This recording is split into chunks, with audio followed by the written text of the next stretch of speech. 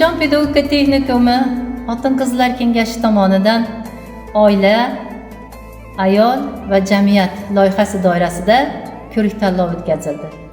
Ushbu ko'rik-tanlovni o'tkazishdan asosiy maqsad oilada ayolning o'rni, jamiyatdagi mavqei, bola tarbiyasi hamda oila mustahkamligi. Bundan tashqari milliy qadriyatlarimizni ham ko'rik-tanlovda namoyon etdik.